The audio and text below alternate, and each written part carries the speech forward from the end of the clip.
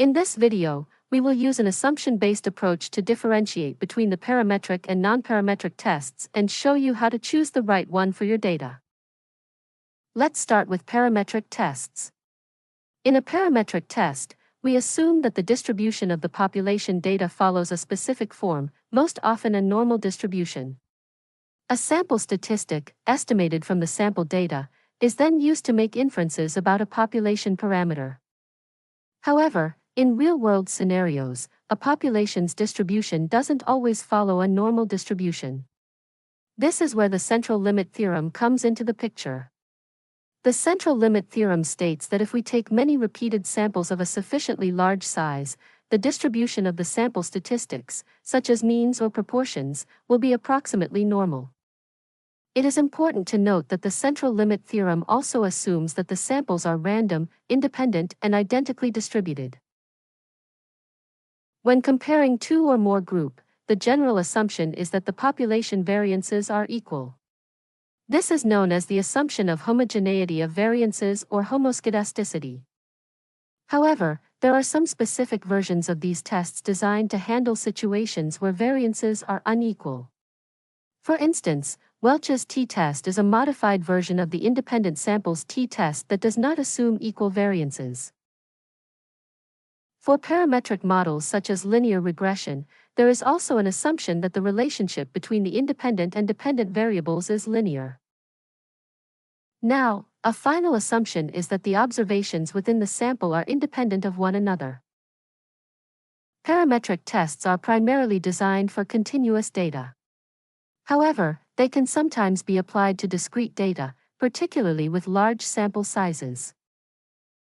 For instance, a t-test can be used on count data if the sample size is large enough for the central limit theorem to apply. On the other hand, non-parametric tests do not make assumptions about the distribution of the population data. Instead, they operate by comparing the ranks, signs, or relative positions of the data points. In real-world scenarios where the distribution of the population data is not normal and the sample size is small, these tests can be used directly because they do not rely on a theorem like the central limit theorem to justify their use.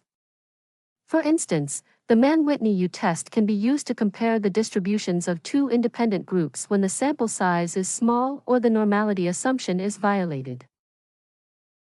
While non-parametric tests have fewer assumptions, a key assumption is that the observations within the sample are independent of one another. For instance, the Mann-Whitney U-test is a non-parametric alternative to the independent samples t-test, which does not assume equal variances or a normal distribution, but it does assume that the observations are independent of one another. This table shows the non-parametric test that can be used as an alternative to its parametric counterpart for each of the following scenarios. Apart from the common assumption of independence of observations, non-parametric tests also have some test-specific assumptions. For instance, the Wilcoxon-Signed-Rank test is used for paired sample data and it assumes that the distribution of the differences between paired observations is symmetric around its median. Similarly, Spearman's rank correlation assumes that there is a monotonic relationship between two variables, that is, consistently non-increasing or non-decreasing relationship. Non-parametric tests are ideally suited for discrete data, particularly data that is measured on a nominal or ordinal scale. However, they can also be used for continuous data when the assumptions for a parametric test, such as a normal distribution, are not met. If you'd like to test your knowledge on this topic, be sure to check the quiz link in the description below or visit our community page.